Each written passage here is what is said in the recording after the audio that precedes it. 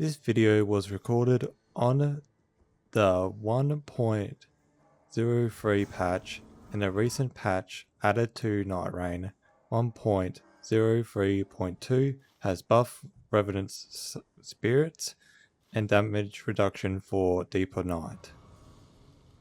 Getting all the churches is a must for the long boss fights ahead. Farming runes is rough if you're only relying on spirits and ult for damage. Picking up any useful bonus stats on weapon drops to help with long-term survivability. In this run, I did not use any relics that buff the Revenant spirits or a improved ult charge relic to see how difficult the run would be. In short, that was not probably the best idea. It is rather difficult only doing spirits and ult only. I had used a relic that allows me to, while guarding, make enemies more likely to focus their attention on me rather than my spirit summons. Enemies with shields are not the worst to fight with spirit summons. What makes it a time waster is the teleporting. Doing a POI with multiple bosses was a time waster. Spirits getting staggered rather easily. I had started trying to recall them whenever enemy aggro is on them to help negate the health loss.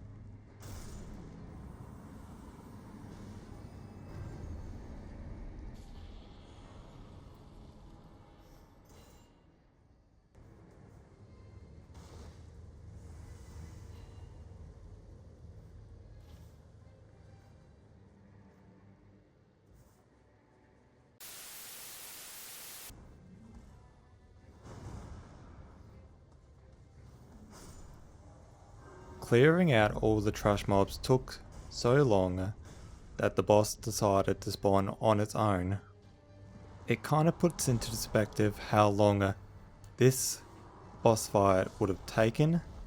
The Gaping Dragon took roughly around 20 minutes to beat, with a lot of attacks taking a considerable amount of time. But in all fairness, the boss wasn't too bad. It's not going to be like the next boss that we're going to be fighting on night 2. After fighting the Gaping Dragon, the Nox Dragonkin Soldier takes the cake for being a very, very frustrating boss. A lot of attacks that are long range and do not quite suit the Revenant's support capabilities with her spirit summons. This fight in general took quite a bit, considering the run itself was an hour and 20 minutes in length, and the majority of the time in the footage was fighting the Dragonkin Soldier. Do I recommend doing a run like this? Yes, if you're a bit of a masochist about playing games in a more difficult manner, but in all fairness, I would try and opt out of choosing a preferable run expedition, not choosing a Fulghor expedition and having to fight two bosses that spend half the time up in the air or 10 miles away. This is where I started utilizing the spirit recalling. So then the spirit would be taking as minimal damage as possible, so then I'm able to better utilize them within the fight itself, considering my only two sources of damage are the spirit and my ultimate. But that should be about it for the Nox Dragonkin. It is quite a longer fight for spirit summons, but my best advice is using the tactic with withdrawing them when the Nox Dragonkin does his or her attacks to help minimize the amount of damage taken.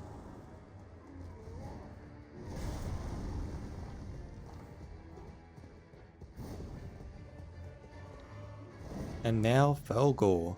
Fulghor is not the best choice for spirit summons with Revenant, since when he does that ground slam attack with the holy spears that shoot up from the ground, that it makes it rather hard for the spirit to even survive. And considering that Fulghor moves around quite consistently, it makes it hard to really attack him in given situations.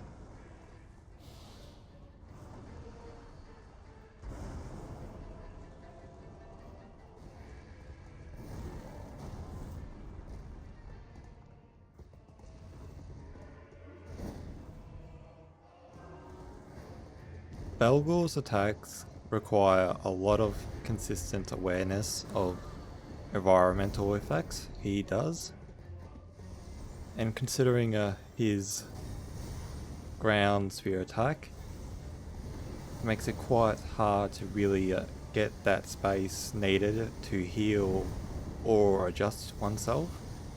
And in that demonstration, that I had tried to heal and got a little bit too cocky, and Fulghor took advantage of that situation.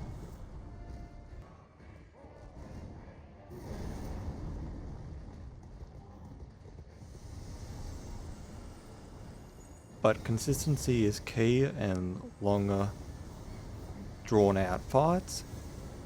That I would recommend kind of spacing out between these attacks, so then the range does not clip you.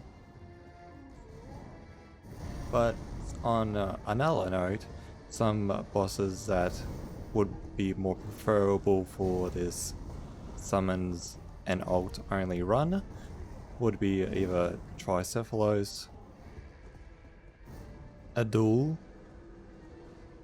Noster, Maris, Holstol,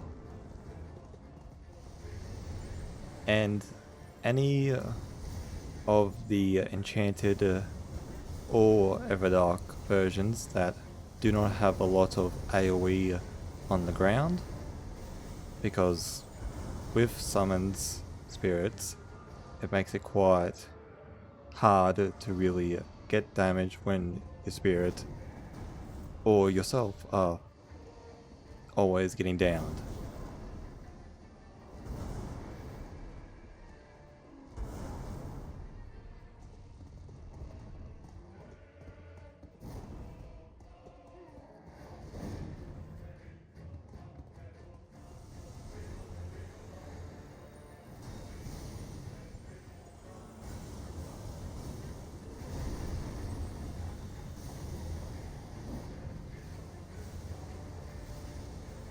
But this is my attempt at Fulghor with very minimal relics set up. And if you enjoyed today's video, I would appreciate a like and subscribe, and thank you for watching.